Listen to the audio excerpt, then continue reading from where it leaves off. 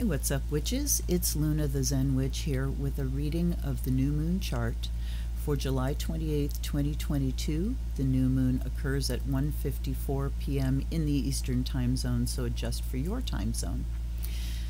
Let's go down to the bottom right corner and look at the breakdown of elements and modes first, and you will see that we have two outstanding facets here. We have fire, way outstripping the other elements, and a huge predominance of fixity, which gives us a chart signature of fixed fire or Leo. No big surprise, we've got the new moon in Leo, and we also have Mercury in Leo, but the thing that makes it so far outstanding is that we have, as far as fire goes, two more planets, or a planet in Chiron, also in fire signs. And we have Uranus, North Node, Mars, and Saturn in fixed signs. So that's what really pushes it so far ahead into fixity and fire. So welcome to Leo season. The new moon in Leo. This doesn't quite land right on top of my sun, but boy, it's close. So Leo is all about passion. It's a fire sign, passion and creativity. Leo is the natural ruler of the fifth house, which is all about the things that we create, from children to fun to artistic things. It's all about creativity. And because Leo is a fixed sign, that creativity is pointed towards the future. Here's where you get the leadership qualities in Leo, because fixed signs are always future oriented and thinking about what they're doing in the now that will have a beneficial impact on the future. So just in general, a great time to really start thinking about your own future and what kind of future you would like to create. This is a perfect time to launch that on the Leo new moon. Mercury in Leo says we can communicate about this leadership, these plans for the future.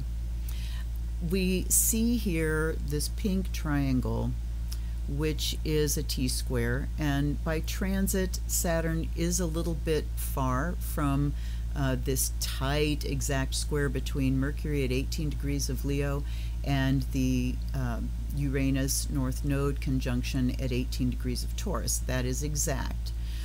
Let's look at that first. So we have Mercury squaring Uranus is about really needing to update your mind. What are you thinking about? What are you creating? It can make for some anxious thoughts, some strong intuition, but remember it's a square, so it's something that kind of keeps tapping you on the shoulder or maybe kicking you in the ass. Both Mercury and Uranus have to do with your mental faculties. Uranus is like a higher octave of Mercury. Mercury is that basic mental function and logistics, how you work through things logically, how you communicate and store information in this Leonine dynamic, creative way. Uranus here is, of course, the awakener, so it talks about change and innovation and disruption and revolution and, big changes. When you put it in square to Mercury, it heightens intuition, but it also can make for a mind that is sort of not steady, prone to upheaval and anxiety and things like that. I know I'm missing something here. Hopefully it will come floating up to my conscious mind. Then we have Saturn at 23 degrees. So it is 5 degrees past these other three, Mercury, Uranus, and North Node. However, it is listed as an applying aspect because Saturn is retrograde. So Saturn is moving backwards towards that 18 degrees very, very slowly. It won't come back to actually square Uranus for weeks. But so let's consider throwing Saturn in there. Saturn, of course, especially retrograde, is just going to delay and sort of drag things back. The issue that we have with this T-square is with the Mercury-Uranus square, with Uranus at the apex conjuncting the North Node, it talks about really a strong drive to update, to move forward, to progress. new future. And then you throw Saturn in there squaring, and it's really dragging us back to the past. It's saying, but no, let's go back to where it's comfortable. Let's go back to the known. Uranus wants to go into the unknown and the innovative. Saturn wants to stay in the known and the dogmatic, the unquestioned and unquestionable, with tradition, the old guard, the old way.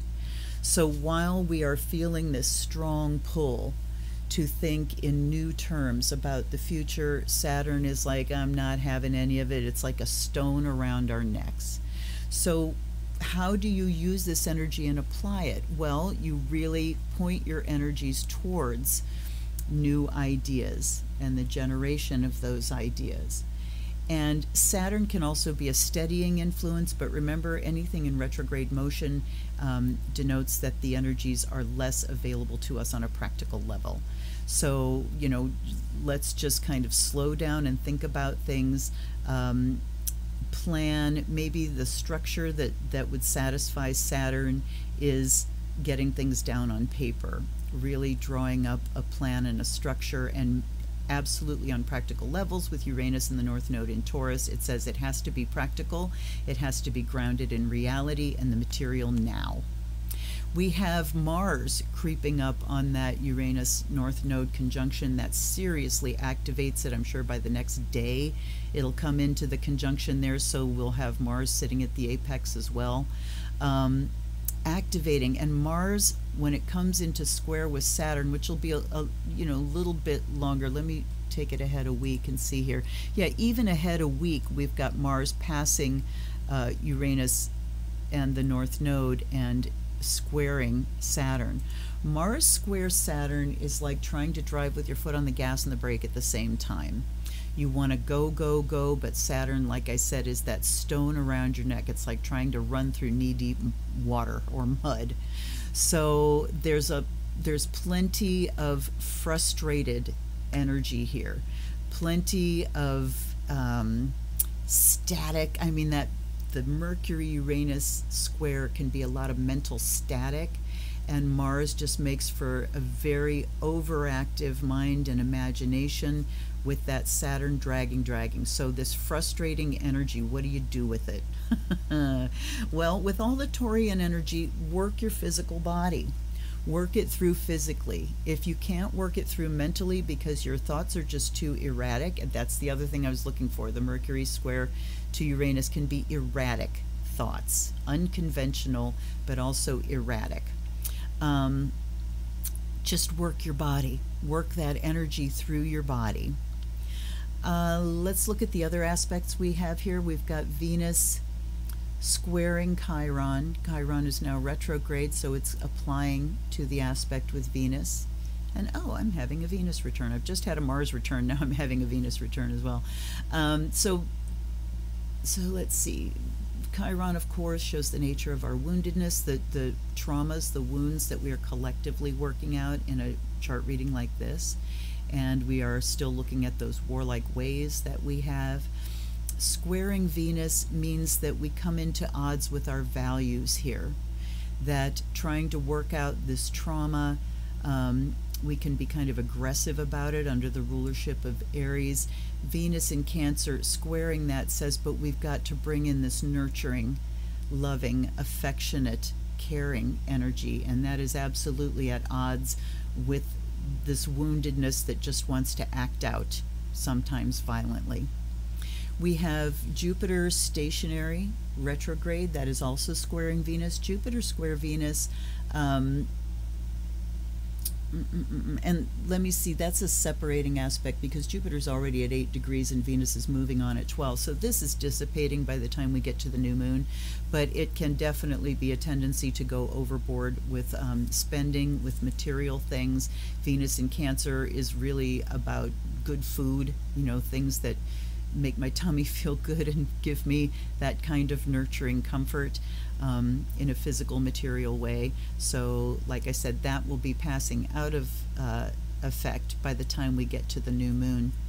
We have that stationary Jupiter trining the Sun-Moon conjunction, and moon will be making the exact trine within hours, and Sun within a couple of days.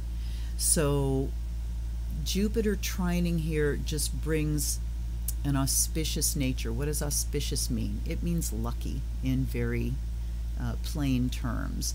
It's benefit. So this Moon Sun conjunction, where our creativity, our self-expression being the Sun, and our emotional reactions, how we take in life being the Moon, trined by Jupiter, just brings opportunity for us to really express those leadership qualities of Leo, for us to tap into our passions and find a way to express those with a plan based on the future going forward. We have a sextile between Pluto and Neptune, and let's note here how very little mutable energy we have, and that is being held by poor old lonely Neptune all by itself in Pisces and retrograde. Talk about a hidey hole. And sextiling Pluto, I think that, you know, our mutable energy is what allows us to adapt. We have very little mutable energy. It's like the only thing available to us as far as adaptability here is just to sort of run away and hide. And that gives us a sense of control where we may not have any. You have that sextile bringing opportunity between Pluto and Neptune, going deep into spiritual things, deep into our own subconscious mind, can give us a sense of control and the ability to actually get a grip on some of these elusive energies. Really hard to get a grip on keywords here with Neptune being so very Neptune-y. It doesn't get any Neptunier than that. Okay, so I think that's all I have to say about this. But just think about that super strong Leo energy. Leo is benevolent. Leo likes to shine his light over everything. And Leo loves fun. Leo loves creativity. Leo loves being out in the sunshine. So think about that, and then when you're inside, because it's too damn hot outside, you can do some planning for the future here to kick off on this Leo new moon. I hope you found that helpful. Please comment below if you have any additional questions or comments about this chart, or glaring things that I've missed, because there usually are glaring things that I've missed. If you have not yet subscribed to my channel, won't you please consider that, and hit like if you got something out of this video, and also share it. If you know other people that are interested in the things I talk about, please share this for me to help the channel grow. If you are one of my patrons, you are getting this content early, and if you're interested in getting my content early, just for $3 a month, you can hit the Patreon link down below. Thank you so much for your support each and every day. I will be here for another unboxing or a live stream, and I hope to see you then. This is Luna. Blessed be.